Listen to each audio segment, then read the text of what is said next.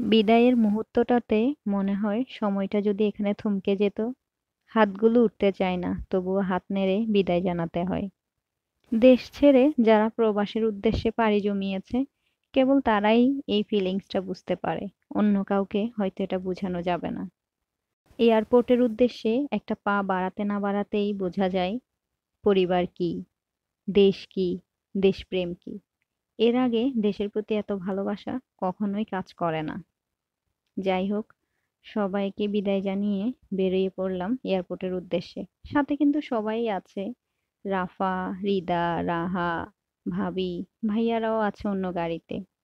রাফা আমার কোলেই বসে আছে। সে আসলে তখনও বুঝতে পারছিল না ফুফি যে যাচ্ছে আর হয়তো আজকে সন্ধ্যায় আসবে না। সে ভাবে প্রতিদিনকার মতোই আমি যাব, কাজে যাব, আবার ফিরে আসবো, এমনটাই। যাই হোক, পথে আবার তুবা আর নুবাও উঠলো। বাই দা ওয়ে, তুবা আর নুবা হচ্ছে রিদা আর রাহার কাজিন। তো সবাইকে নিয়েই আমরা এয়ারপোর্টের দিকে যাচ্ছি।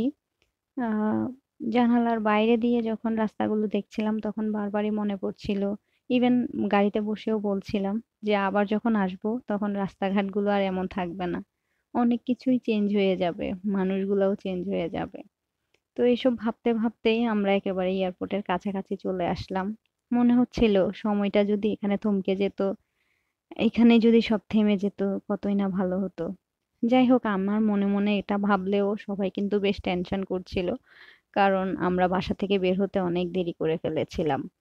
যেখানে আমার ফ্লাইট 11:55-তে, সেখানে আমরা এই যে রাস্তায় যখন ছিলাম এয়ারপোর্টের বাইরে, তখন 11:40। তো সবাই ভাইয়ারা অন্য গাড়িতে, তারা আগেই পৌঁছে গেছে, বারবার ফোন করছিল, টেনশন করছিল। তো আমাদের ড্রাইভার এই জন্য বেশ তাড়াহুড়ো করে গাড়ি চালাচ্ছিল, যত তাড়াতাড়ি পৌঁছানো সম্ভব আর কি।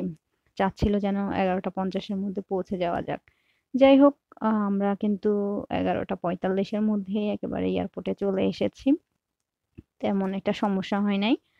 তো শেষ সময়টাই চলে আসলো যখন সবাইকে বিদায় জানাতে হবে। ইচ্ছে করছিল না, তাও আসলে বিদায় জানাতে হয়, কিছু করার নাই। শেষ মুহূর্তে রাফাকে আরো একটু আদর করে নিলাম। এরপর ছোট ভাইয়া বারবার ডাকছিল ভেতরে ঢুকে যেতে। ও অবশ্য ট্রলি গুলো দিচ্ছিল এখানে চেক ইনের জন্য। আমাকেও বলছিল আসলে আমার হাত চলছে না। যদিও হাতে মোবাইলটা ধরে রেখেছি, চোখগুলো আসলে পিছনের দিকে। কেমন যেন একটা শূন্যতা অনুভব করছি ওই মুহূর্তটাতে। এই শূন্যতা আসলেই কাউকে বোঝানো যাবে না। হয়তো মায়ের কাছে যাব, এটা যেমন আনন্দের, তেমনি এই দিক দিয়ে সবাইকে ছেড়ে যেতে হবে, এটাও বেদনার। এটা আসলে কাউকে কখনোই বোঝানো যায় না, যাবেও না।